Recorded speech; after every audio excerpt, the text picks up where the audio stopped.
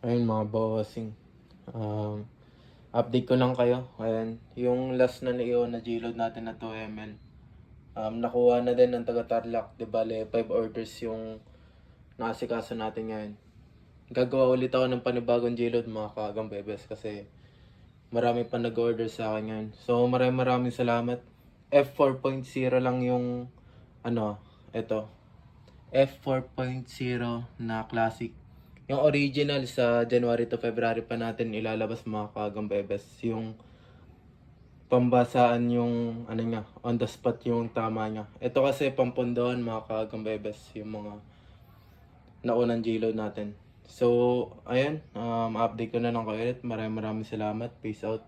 Kagambebes nga po pala. Ayun mga boss, yung PM na lang. Ito na yung mga G-load. Ayan. Ito may mga nakabili na. Ayan. Yung F4.0 na classic lang. Yung original sa January to February pa natin ilalabas yan.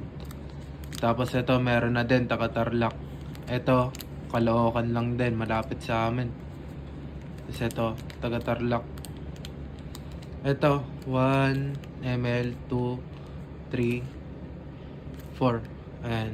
4 ml available pa X 2.0. Tig 1 ml lang yan, 200 isa. Tapos ito, pa-free natin kay Boss Ronald dyan.